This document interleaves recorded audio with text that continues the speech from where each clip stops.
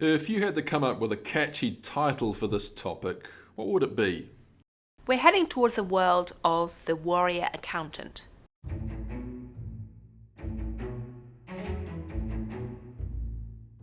I used to assume that people who were going to change the world on issues like climate change were essentially a bunch of tie-dye wearing activists who chained themselves to bulldozers. Well, newsflash. I now believe actually it's going to be the accountants who do more to change the world when it comes to green issues. What you're seeing right now is an explosion of activity, not just in the investment management world and asset managers who are involved in ESG directly, but also amongst auditors, the legal sector, the rating agencies, and then of course the information business, journalism. Right now there aren't any hard reporting requirements around green issues or other aspects of ESG.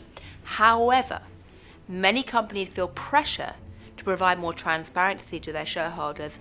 So you have a number of different audit systems coming into play. What they're trying to do is offer investors, governments, and society as a whole a way to look at companies for the first time and try and work out their impact on the environment, society around them, and also, most crucially, the really important risks they face from climate change and other issues.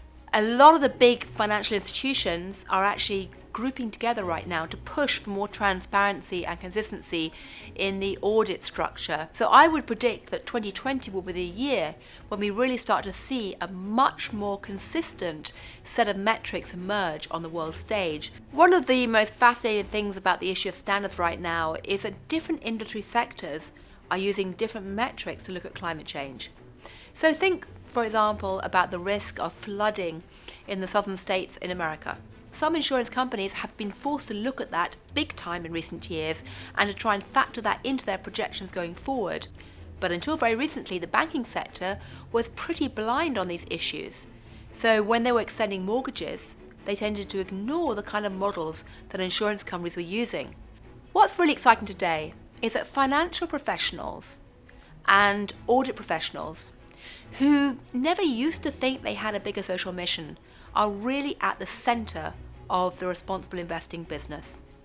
And if auditors, investors, rating agency experts, anyone involved in corporate accounts or reporting really start to change how they think about the world, they could have an impact for future generations on issues like climate change that frankly could overwhelm the type of noise we're seeing out of many activists right now.